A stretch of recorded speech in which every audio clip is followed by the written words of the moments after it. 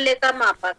वही सहायक कार्य के अंतर्गत भावी भुगतानों का आधार, मूल्य संचय का आधार और क्रय शक्ति का साधन, ये तीनों अपन सब पढ़ चुके हैं।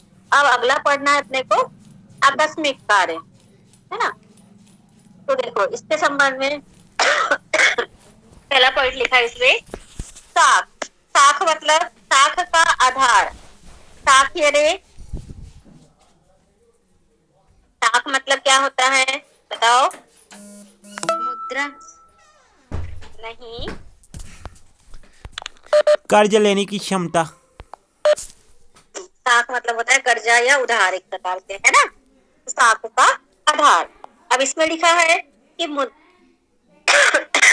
मुद्रा के आकस्मिक कार्यों में सर्वप्रथम साख के आधार पर कार्य करना। अब क्या हो गया है, मुद्रा के आ जाने से जो है आजकल जो भी कार्य हो रहे, जो भी व्यापार हो रहा है वो सब साख पर निर्भर है, क्योंकि लोगों को पता है कि आज नहीं तो कल हमारा पैसा मिल ही जाएगा। तो इसलिए लोग क्या करते हैं, बहुत सारे लेन देन जो है वो उधार में करते हैं, है ना।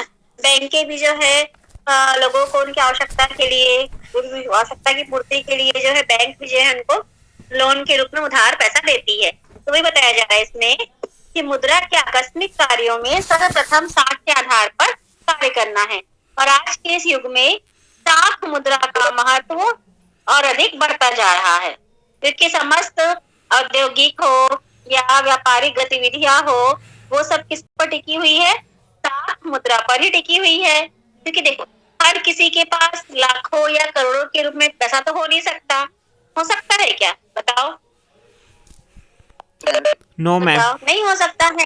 मान लो किसी को कोई बड़ी सी फैक्ट्री खोलनी है, कारखाना खोलना है या कोई कंपनी खोलनी है, तो वैसे व्यक्तियों को भी जो है पैसा कहीं ना कहीं से उधार लेना ही पड़ता है। इतना बड़ा जो धीरू अंबानी है ना, वो भी तो है कहीं ना कहीं से उधार लेकर जो अपनी कंपनी चला रहा है ना।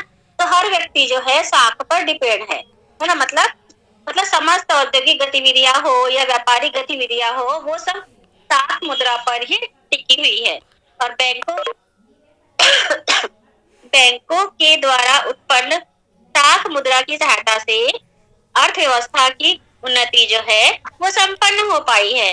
मतलब बैंक जो है अपने कस्टमर्स को या ग्राहकों को जो है साख मुद्रा की सुविधा देती है, सहायता प्रदान करती है, लोन देने की सुविधा देती है बैंक। इसलिए तो आज अर्थव्यवस्था जो भारतीय अर्थव्यवस्था है उसकी उन्नति धीरे धीरे बहुत अधिक मात्रा में होती जा रही है, क्योंकि बैंकों ने जो है कई प्रकार के जैसे कि लोन वगैरह की सुविधा दी, जैसे होम लोन है ना, या एजुकेशन लोन है, कार लोन है।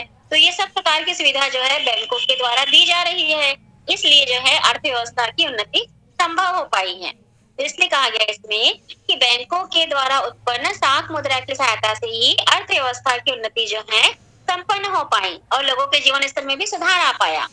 साख मुद्रा के अभाव में, मतलब अगर साख मुद्रा नहीं होती तो कोई भी अर्थव्यवस्था जो है वो विकास की ओर अग्रसर नहीं हो पाता। क्योंकि अगर लोगों को पैसा ही नहीं मिल पाता, उधार नहीं मिल पाता, तो कोई भी व्यक्ति जो है नए नए उद्योग धंधे हैं या नई कंपनियां या व्यापार जो है वो स्थापित नहीं कर पाती। क्योंकि जरूरी नहीं है कि हर किसी के पास लाखों रुपया हो, ऐसा भी हो नहीं सकता है ना। किसी भी व्यापार को शुरू करने के लिए, कोई भी कंपनी शुरू करने के लिए जो है लाखों रुपए की आवश्यकता पड़ती है। तो हर किसी के पास इतना पैसा तो रहता नहीं है, तो इसलिए लोग क्या करते हैं, बैंकों से लोन लेते हैं, है ना। तो इसलिए कहा गया इसमें कि अगर मुद्रा ही नहीं रहती, मतलब साख मुद्रा के अभाव में कोई भी अर्थव्यवस्था विकास की ओर अग्रसर नहीं हो सकती। मतलब किसी भी अर्थव्यवस्था का विकास हो ही नहीं पाता, है ना। किसी भी देश की अर्थव्यवस्था अच्छी है या उन्नति की ओर है, ये अपन कैसे पहचानते हैं बताओ? कैसे जानेंगे कि ये देश तरक्की कर रहा है या पिछड़ा हुआ है? अपन ऐसा क्यों बोल सकते हैं? राष्ट्रीय आय को देखते हुए। कौन सी आय को देखते हुए? राष्ट्रीय आय। हाँ, और इसके अलावा अगर जिस देश में जितने अधिक उद्योग धंधे, बड़ी बड़ी कंपनियां स्थापित है ना, बहुत सारी बैंकिंग सुविधाएं स्थापित है, तो अपन बोल सकते हैं ना कि हाँ उस देश में जो है एक प्रकार की सुविधाएं उपलब्ध है, इसलिए वो देश उन्नति कर रहा है ना।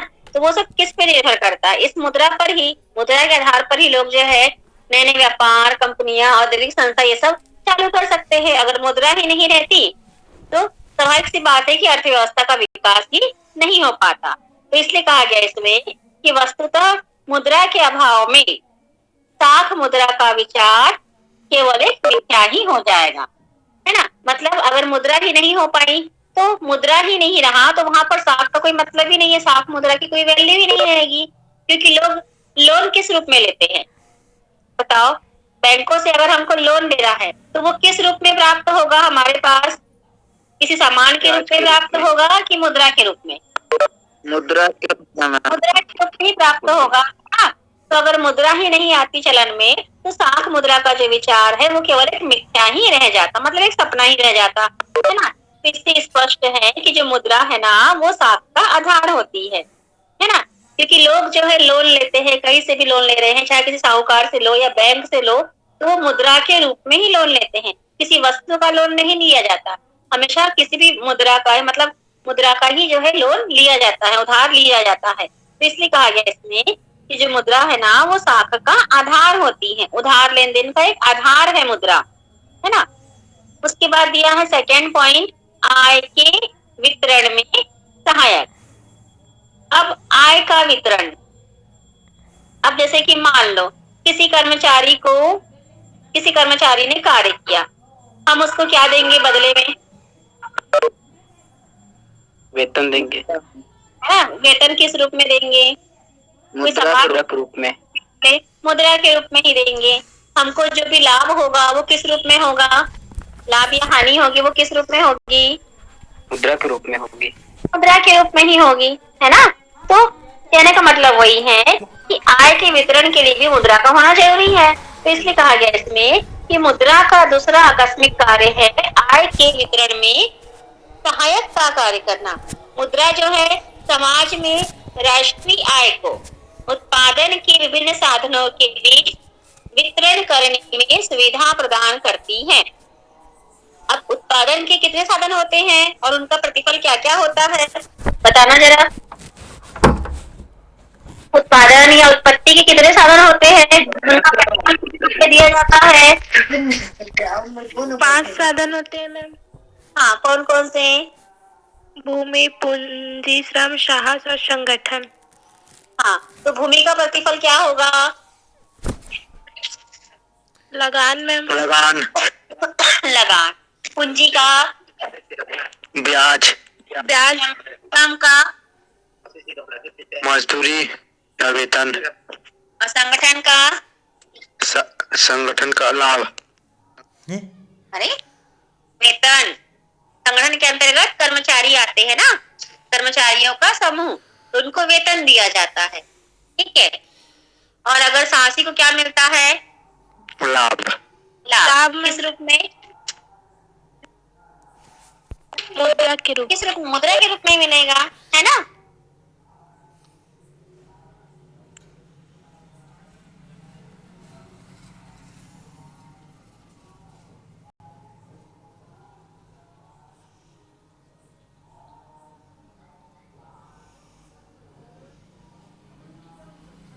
ठीक है, तो वही बताया जा रहा है इसमें भी कि अगर मुद्रा नहीं होती तो आय का वितरण करना मतलब थोड़ा सा असंभव हो जाता। तो इसलिए क्या कहा गया इसमें कि मुद्रा का दूसरा आकस्मिक कार्य है आय के वितरण में सहायक का कार्य करना। मुद्रा समाज में राष्ट्रीय आय को उत्पादन के विभिन्न साधनों के बीच वितरण करने में सुविधा प्रदान करती है। तो इसलिए कहा गया इसमें कि किसी भी देश में जितना उत्पादन होता है उसमें उत्पत्ति के विभिन्न साधनों का संयोग होता है ना। किसी वस्तु का निर्माण करना है तो निर्माण कहाँ पर होगा? भूमि पर ही होगा, है ना। भूमि पर ही जो है फैक्ट्री खोली जाएगी, वहां पर ही कर्मचारियों, श्रमिकों, मजदूरों इन सब की आवश्यकता रहेगी। पूंजी लगाई जाती है, किसी भी व्यापार को शुरू करने के लिए पूंजी की आवश्यकता पड़ती है ना। तो ये सब किस रूप में प्राप्त होंगे? मुद्रा के रूप में ही। तो इसलिए कहा गया इसमें कि किसी भी देश में जितना उत्पादन होता है उसमें उत्पत्ति के विभिन्न साधनों का संयोग रहता है। तो इसलिए प्रत्येक साधन को उसके सहयोग का उचित प्रतिफल मिलना चाहिए। मुद्रा में न केवल समस्त राष्ट्रीय आय का अनुमान लगाया जाता है बल्कि प्रत्येक साधन को उसके योगदान के अनुपात में भुगतान भी मुद्रा के रूप में ही दिया जाता है।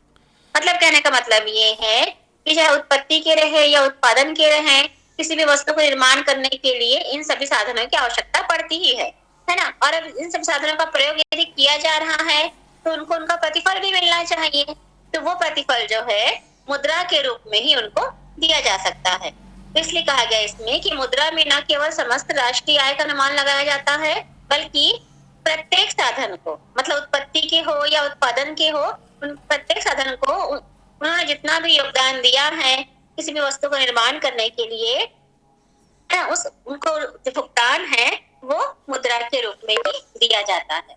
जैसे कोई भी व्यक्ति कहीं भी कार्य करता है ना, चाहे वो रोजी मजदूरी करे, चाहे वो कोई भी कार्य करे, उसको जो भी प्रतिफल मिल रहा है, जो भी वेतन मजदूरी मिल रही है, उनको मुद्रा के रूप में ही दी जाएगी, है ना। तो इसलिए कहा गया इसमें कि आय के वितरण में मुद्रा जो है वो सहायक होती है। किसी भी आय का वितरण जो है वो मुद्रा के रूप में ही किया जाता है। कभी किसी को कार्य करने के बदले कोई सामान, कोई अनाज ऐसा मिला है क्या? बताओ तुम लोग, ऐसा दिया जा सकता है क्या? नहीं मैम। बताओ, यदि हम किसी के कार्य करने भी जाते, किसी भी कंपनी में कार्य करेंगे, तो वो बदले में हमको क्या देगा? मुद्रा ही देगा, है ना, न कि कोई सामान, न कोई अनाज देगा। ठीक है। उसके बाद दिया है तीसरा पॉइंट, पूंजी के सामान्य रूप का आधार, है ना। तो मुद्रा सभी प्रकार की पूंजी के सामान्य रूप का आधार होती है। Good evening ma'am. Good evening. हाँ, बूंद बूंद से ही घड़ा भरता है ना। तो वैसे ही हम थोड़ी थोड़ी पैसा अगर बचा, थोड़ा थोड़ा पैसा यदि हम बचा के रखते हैं, तो वही पैसा जो है, ये मुद्रा जो है हमारे पास पूंजी के रूप में इकट्ठा हो जाती है ना। तो वही बताया गया इसमें कि मुद्रा सभी प्रकार की पूंजी के सामान्य रूप का आधार होती है। मुद्रा के रूप में बचत करके विभिन्न वस्तुओं को प्राप्त किया जा सकता है। यदि हम थोड़ा थोड़ा पैसा जमा करके रखेंगे तो वो पैसा पूंजी के रूप में इकट्ठा हो जाएगा, है ना। फिर उस पैसे को हम किसी भी बड़े सामान को खरीदने में खर्च कर सकते हैं, कोई भी वस्तु को खरीदने में खर्च कर सकते हैं। तो इसलिए कहा गया इसमें कि आजकल धन या पूंजी को मुद्रा के रूप में ही रखा जाता है। मान लो हमको मोबाइल खरीदना है, तो बदले में हम क्या देंगे? दुकानदार को कोई वस्तु देंगे क्या? कोई सोने चांदी के जेवर देंगे क्या? नो मैम, मुद्रा देंगे। मुद्रा ही देंगे, है ना। किसी भी रूप में हम कोई भी हमको सामान की आवश्यकता है तो बदले में हम उस विक्रेता को मुद्रा ही देते हैं। इसलिए कहा गया इसमें कि आजकल धन या पूंजी को मुद्रा के रूप में ही रखा जाता है। तो इससे पूंजी की तरलता एवं गतिशीलता में वृद्धि होती है। और आधुनिक युग में मुद्रा के इस कार्य का विशेष ही महत्व है।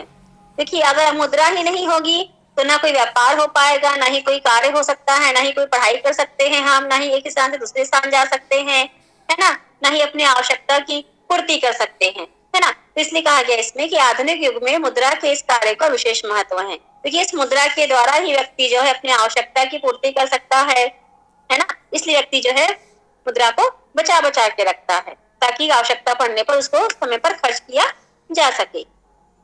फिर अगला पॉइंट, उपभोक्ताओं को कम सीमांत उपयोगिता प्राप्त करने में सहायक। अब देखो इसमें क्या लिखा है कि मुद्रा के माध्यम से ही उपभोक्ता अपनी आय को विभिन्न प्रयोगों में इस प्रकार से व्यय करता है कि सभी प्रयोगों से उसे एक समान उपयोगिता प्राप्त हो, है ना। मान लिया जाए कोई व्यक्ति जिसकी आय 10,000 रुपए है, तो वो उस 10,000 को इस प्रकार खर्चा करेगा कि उसको सबसे संतुष्टि मिले, सबसे समान उपयोगिता प्राप्त हो। मान लो उसने 10,000 में से कुछ पैसे का किराना ले आया, कुछ फीस दे दिया, कुछ किसी दवाई पानी में खर्च कर दिए, है ना। मतलब कुछ ना कुछ उसको उस मुद्रा से कुछ ना कुछ उपयोगिता तो प्राप्त हो ही रही है। ऐसे इसका पैसा वेस्ट तो हो नहीं रहा है ना। घर का किराना सामान ला रहा है, कहीं की फीस दे रहा है ना। तो उस मुद्रा से उसको कहीं ना कहीं कुछ ना कुछ उपयोगिता प्राप्त हो ही रही है। तो इस प्रकार वह अपनी आय से अधिकतम संतुष्टि प्राप्त कर सकता है, क्योंकि मुद्रा का प्रयोग वो ऐसी जगह करता है जहां पर उसको समान उपयोगिता प्राप्त हो। मतलब जहां जहां उसको पता है कि मुझे ये पैसा यहाँ खर्च करना ही है ना, तो वो खर्च इसलिए करता है क्योंकि उसको उससे कुछ ना कुछ उपयोगिता प्राप्त हो रही है। ऐसे ही हम किसी पे पैसा खर्च कर देंगे क्या? बताओ। No ma'am. ऐसी कोई व्यक्ति ऐसी किसी को पैसा लुटा देगा क्या? हजारों लाखों रुपए? No ma'am. इससे कोई उपयोगिता नहीं मैम, है ना। मतलब वही है कि इस मुद्रा के माध्यम से ही उपभोक्ता अपनी आय को, जितनी उसकी आय हुई है ना, किसी व्यक्ति की आय ज्यादा है, किसी व्यक्ति की आय कम रहती है ना, तो वो अपनी आय को इस प्रकार से खर्चा करता है कि सभी प्रयोगों से उसे एक समान उपयोगिता प्राप्त हो। तो इस प्रकार वो अपनी आय से अधिकतम संतुष्टि प्राप्त कर सकता है।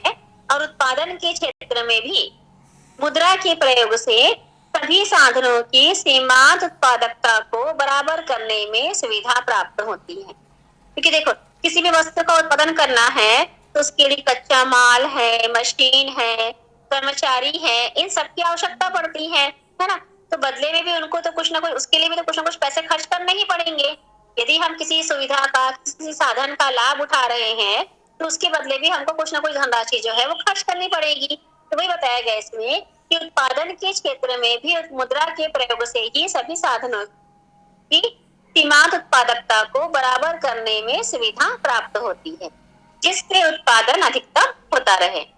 मतलब कोई भी व्यक्ति किसी भी वस्तु को उत्पादन करने के लिए इतना खर्च करता है जिससे जो है उसका जो उत्पादन का कार्य है वो लगातार चलता रहे, वो बिल्कुल रुके ना। ठीक है, इसी को बोलते हैं उपभोक्ता को सम सीमांत उपयोगिता प्राप्त करने में सहायक। अब उसके बाद दिया है इसमें अन्य कार्य। इसके अंतर्गत लिखा है सबसे पहला पॉइंट, इच्छा की वाहक, है ना। जैसे कि देखो इसमें लिखा है, एक अर्थशास्त्रियों ने ये कहा कि फ्रैंक डी ग्राह्य के अनुसार मुद्रा मनुष्य को समाज में ऐसी क्षमता प्रदान करती है जिसके द्वारा वह भावी बदलती हुई परिस्थितियों के अनुसार संचित क्रय शक्ति का प्रयोग कर सकता है। अब जैसे कि मान लो हमको कहीं घूमने जाना है ना, मान लिया जाए हमको जाना है बॉम्बे घूमने के लिए। अब हम क्या करेंगे, बॉम्बे घूमने यदि हमको जाना है मान लो, तो क्या फ्री में जाएंगे क्या हम? नहीं मैम।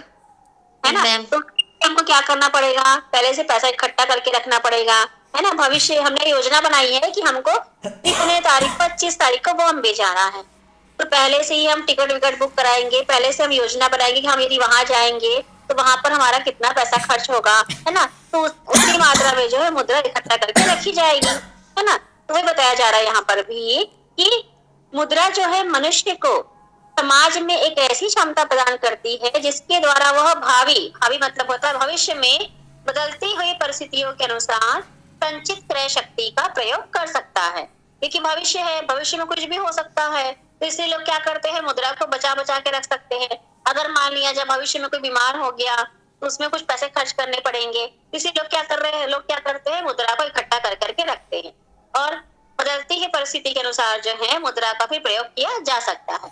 यदि मुद्रा के स्थान पर अन्य वस्तु का संचय किया जाए तो यह सुविधा उपलब्ध नहीं हो सकती। अगर मान लो हमने मुद्रा इकट्ठा नहीं किए, उसके बदले हमने कोई सामान इकट्ठा करके रख लिए, कार, गाड़ी या घर, मोबाइल और कुछ भी बहुत सारे सामान, तो क्या वो हमारे काम आएंगे क्या? कोई जमीन जायदाद, है ना, जितना काम हमारे लिए मुद्रा या पैसा आएगा उतना काम कोई अन्य वस्तु तो आ नहीं सकते। अगर हमको डॉक्टर की फीस देना है, किसी ट्रेन का किराया चुकाना है, तो उसके लिए हमको मुद्रा की ही आवश्यकता पड़ेगी, है ना। तो इसलिए कहा गया इसमें कि यदि मुद्रा के स्थान पर अगर हम अन्य वस्तु का संचय करते हैं तो यह सुविधा जो है हमको उपलब्ध नहीं हो सकती, क्योंकि मुद्रा में वह गुण है जिसे किसी भी वस्तु में किसी भी समय विनिमय किया जा सकता है। मतलब मुद्रा के माध्यम से हम या तो डॉक्टर की फीस दे सकते हैं, हम या तो कोई किराया चुका सकते हैं, मुद्रा के माध्यम से हम किसी वस्तु को क्रय कर सकते हैं। तो मुद्रा में बहुत सारे गुण हो सकते हैं जिससे हम किसी भी वस्तु का, किसी भी लेन देन का हम विनिमय कर सकते हैं। तो मुद्रा जो है मनुष्य को भावी निर्णय लेने में सहायता करती है। अगर मनुष्य के पास मुद्रा है तो वो सोचेगा कि उसे इस मुद्रा को कैसा खर्च करना है ना, कि पढ़ाई पर खर्च करना है या कोई व्यापार करना है या किसी डॉक्टर की फीस देना है या जो भी हो, वो मनुष्य के ऊपर डिपेंड करता है कि उसके लिए क्या कितना जरूरी है, वो उसके हिसाब से जो है मुद्रा खर्च कर सकता है। तो इसलिए कहा जाए इसमें कि मुद्रा मनुष्य को भावी निर्णय लेने में सहायता करती है। सेकेंड पॉइंट लिखा है इसमें, तरल संपत्ति का रूप। अब मुद्रा क्या बहुत वजनी होती है क्या, हल्की होती है? बताओ, मुद्रा ना 2 प्रकार की होती है, कागजी और एक धातु मुद्रा। जैसे कि कागजी मुद्रा वगैरह अपन ले लेते हैं, वो हल्की होती है कि वजनदार होती है? हल्की होती है मैम। तो देखो इसमें क्या लिखा है प्रोफेसर कीन्स के अनुसार, मुद्रा तरल संपत्ति के रूप में बहुत महत्वपूर्ण कार्य संपादित करती है। तरलता के कारण ही जो है मुद्रा स्वयं मूल्य संचय का कार्य करती है। जैसे कि 1 रुपए के नोट, 10 के, 5 के, 20 के, जितने की भी नोट वगैरह हैं, तो वो हम उसके आधार पर खर्च करते हैं। मतलब किसी वस्तु का मूल्य जितना है हम उतना ही रुपए मुद्रा के रूप में सामने वाले को चुकाएंगे। ऐसा तो नहीं कि सामने वाले ने हमको 10 रुपए बताया और हम उसको 50 रुपए देंगे, ऐसा तो हो नहीं सकता, है ना। तो कहने का मतलब वही है कि तरलता के कारण जो है मुद्रा स्वयं मूल्य संचय का कार्य करती है और मनुष्य की संपत्ति में मुद्रा जो है सबसे उत्तम संपत्ति मानी जाती है। ऐसे तो बहुत सारी संपत्तियां होती है मनुष्य के पास। क्या क्या संपत्ति होती है बताओ जरा, संपत्ति के नाम बताओ। मनुष्य कौन कौन सी संपत्ति रखता है अपने पास इकट्ठा करके? भूमि, भवन, हाँ, फर्नीचर और मशीन है, कार है, मोबाइल है, बाइक है, ये सब उनकी संपत्तियां ही तो है। अगर किसी का खुद का व्यापार है, कोई कारखाना, ये सब उसकी संपत्ति है। तो मनुष्य की संपत्ति में जो मुद्रा है वो सबसे उत्तम संपत्ति है, क्योंकि इसका प्रयोग वो कहीं भी किसी भी समय कर सकता है। लेकिन कार, मोबाइल, बाइक, इसका प्रयोग तो वो हर जगह हर लेन देन में तो कर नहीं सकता, है ना। तो इसलिए कहा गया इसमें कि मनुष्य की संपत्ति में मुद्रा ही जो है वो सबसे उत्तम संपत्ति होती है। इसलिए प्रत्येक मनुष्य अपनी संपत्ति को अन्य संपत्ति में संचित रखने की बजाय मुद्रा के रूप में ही संचित रखते हैं। इसलिए मनुष्य क्या करते हैं, पैसा इकट्ठा क्यों करते हैं? वो जमीन ज्यादा इकट्ठा क्यों नहीं करते? क्योंकि पैसा पहले काम आएगा, ना कि कोई जमीन, ना कि कोई गाड़ी, ना कि कोई घर, है ना। इसलिए कहा गया इसमें कि प्रत्येक मनुष्य अपनी संपत्ति को अन्य संपत्ति में संचित मतलब होता है इकट्ठा रखने की बजाय वो मुद्रा के रूप में ही संचित रखते हैं। अपना पैसा बैंकों में वो जमा रखते हैं ताकि आवश्यकता के अनुसार उसको उपयोग किया जा सके। तो मनुष्य कई कारणों से मुद्रा को तरल या नगद रूप में भी रखता है। आकस्मिक संकटों का सामना करने, प्रतिदिन के लेन देन या सट्टे में निवेश करने के उद्देश्य से ही जो है मुद्रा को तरल संपत्ति के रूप में रखा जाता है। अब मनुष्य का स्वभाव है या तो वो कुछ लेन देन करे या तो उस पैसे को वो सट्टा में लगाए या शेयर मार्केट में लगाए, है ना, ये उस पर डिपेंड करता है। इसलिए मनुष्य जो है मुद्रा को अधिक मात्रा में अपने पास इकट्ठा करके रखता है। फिर दिया गया इसमें अगला पॉइंट, भुगतान क्षमता का सूचक, है ना। इसमें लिखा है प्रोफेसर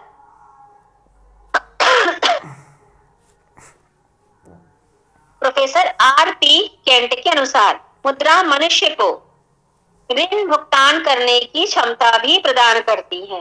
क्योंकि मनुष्य अगर कहीं से ऋण लिया भी है ना, मान लो किसी कारण से, तो वो मुद्रा के रूप में ही भुगतान करेगा। बैंकों से ऋण लिया है तो वो मुद्रा के रूप में भुगतान करेगा। अगर कोई सामान उसने बहुत बड़ी मात्रा में क्रय किया है तो उसका भुगतान वो कैसे करेगा? मुद्रा के रूप में ही करेंगे, है ना। जैसे कि मान लो किसी के घर में कुछ कार्यक्रम है, उसने कुछ अनाज वगैरह उधार लिया किसी दुकान से, कोई वस्तु उधार दी, है ना, तो उसका भुगतान वो किस रूप में करेगा? मुद्रा के रूप में ही करता है ना। तो उसी के बारे में बताया जा रहा है इसमें कि मुद्रा जो है मनुष्य को ऋण भुगतान करने की क्षमता प्रदान करती है। जिस व्यक्ति या फर्म के पास मुद्रा रूपी तरल संपत्ति उसकी भुगतान क्षमता की सूचक, मतलब किसी भी व्यक्ति के पास में जो फर्म है, चाहे वो फर्म के रूप में हो या मतलब कहने का मतलब ये किसी भी व्यक्ति या फर्म के पास अगर मुद्रा है तो वो उसका भुगतान मुद्रा के रूप में ही करेगा। समझ सी बात है कि अगर उसने कहीं से भी लोन लिया है, किसी भी रूप में लिया हो, कोई सामान खरीदा हो या कुछ भी कहीं से बैंकों से लोन लिया हो, तो उसका भुगतान उसको मुद्रा के रूप में ही करना पड़ेगा। मुद्रा की अनुपस्थिति व्यक्ति या फर्म को दिवालिया घोषित कर देती है। अब दिवालिया यानी क्या होगा बताओ? मैम कोई व्यापारी बैंक से लोन ले लेते हैं और फिर उनको नहीं दे पाते हैं तो बैंक उनके संपत्ति को नीलाम करके उनको दिवालिया घोषित कर देता है। हाँ ठीक है ना। मतलब उनके दायित्व ज्यादा हो गए संपत्ति से, मतलब उसके पास पैसा ही नहीं बचा कर्ज चुकाने के लिए, है ना। इसलिए जो है बैंक है या न्यायालय वगैरह भी जो है उस व्यक्ति को क्या कर देता है? दिवालिया घोषित कर देता है ना। क्योंकि इसके पास बिल्कुल भी पैसा नहीं रहा, है ना, सारी संपत्तियां वगैरह जो भी था वो भी जब्त हो गई, इसके बावजूद उसका कर्जा नहीं चुका पाया वो। इसलिए जो है न्यायालय हो या बैंक वगैरह हो, वो लोग उसको सब क्या कर देती है, दिवालिया घोषित कर देती है। तो मुद्रा की अनुपस्थिति में व्यक्ति हो या कोई भी फर्म हो, उसे दिवालिया घोषित कर दिया जाता है।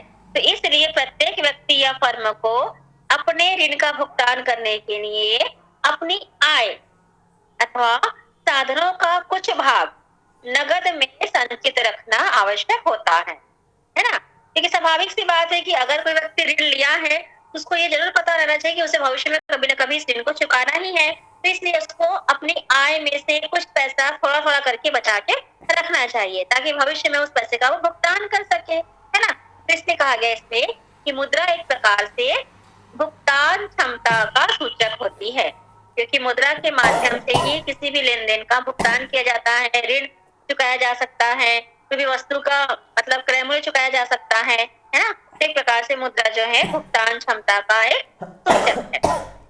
ठीक है, अब चलो बताओ जहां पर भी समझ में नहीं आया हो, बोलो। जहाँ पे भी समझ में, इन 6 पॉइंट्स में, जहाँ सॉरी 6 नहीं 7 पॉइंट्स में जहाँ जहाँ मान लो किसी को डाउट हो, कुछ समझ में ना आ पाया हो, तो पूछ सकते हो। अब फिर आगे बताऊंगी इसमें, बोलो कि आगे बताओ फटाफट। आगे बताइए मैम, आगे बताइए मैम। अब देखो, अब इसमें दिया है मुद्रा का वर्गीकरण, दिया है कि नहीं सबकी बुक में ये टॉपिक, क्योंकि ना पुरानी बुक में मेरे ख्याल से ये शायद नहीं है। अगर जिसके पास पुरानी बुक होगी ना तो शायद ये नहीं है, ऐसा लगता है मुझे। नहीं है मैम, है ना। हाँ, क्योंकि ना ये नया जुड़ा है पिछले साल से ही। अब देखो इसमें क्या लिखा था कि प्रकृति के आधार पर मुद्रा को 2 भागों में बांटा गया। एक लिखा है वास्तविक मुद्रा, है ना, और दूसरा दिया इसमें हिसाब की मुद्रा। एक मिनट ना,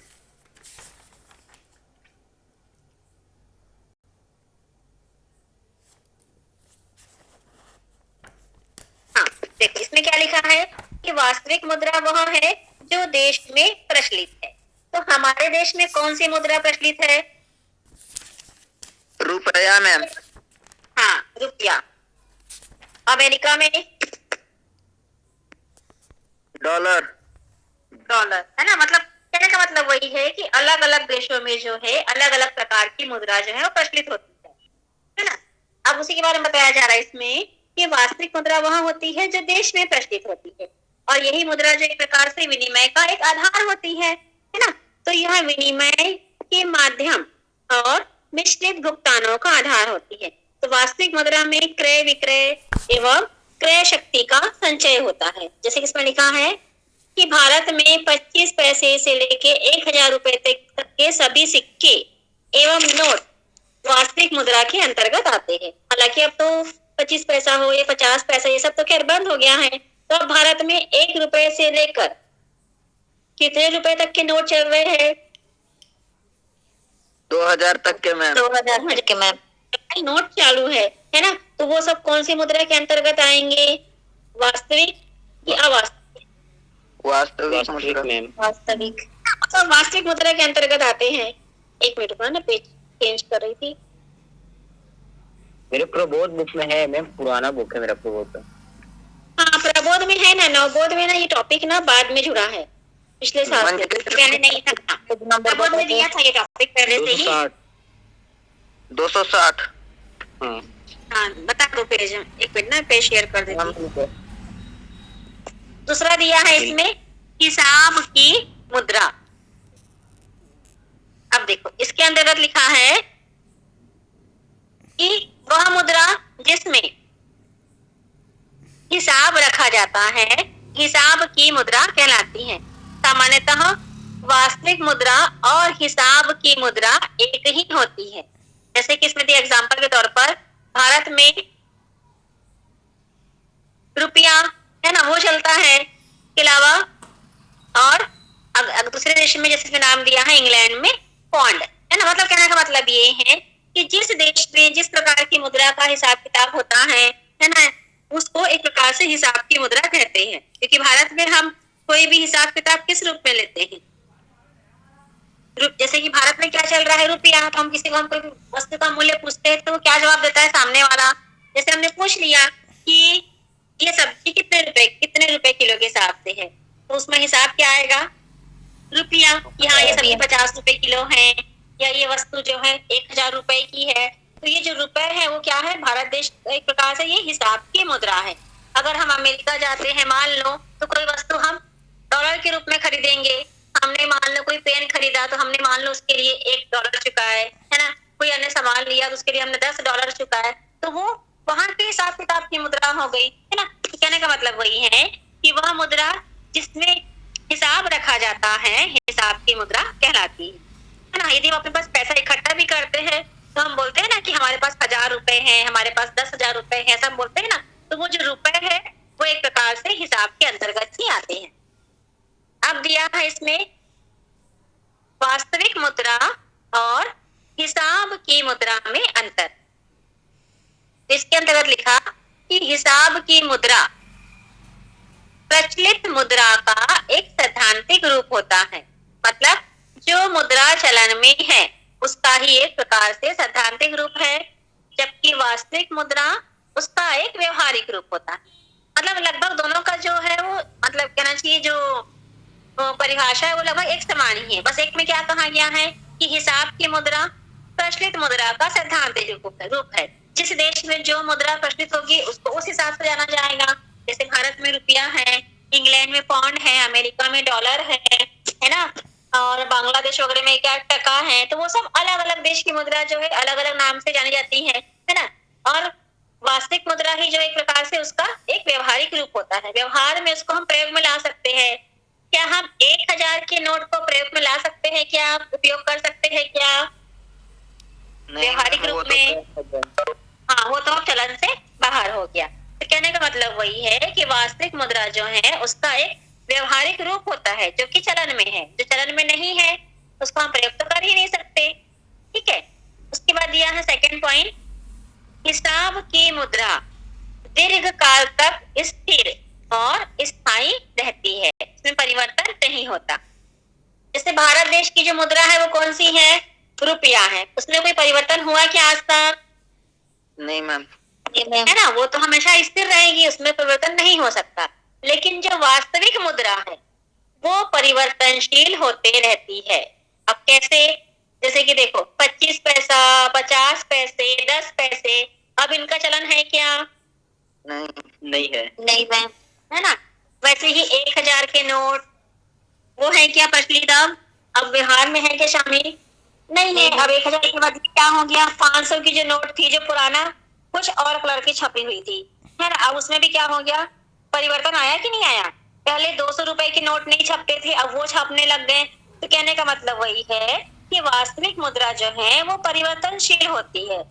समय समय पर देश की सरकार जो है मुद्राओं में परिवर्तन करती रहती है ताकि भ्रष्टाचार को रोका जा सके या अन्य किसी कारण से जो है मुद्रा में परिवर्तन किया जा सकता है। तो इसलिए कहा गया इसमें कि वास्तविक मुद्रा जो है वो परिवर्तनशील होती है।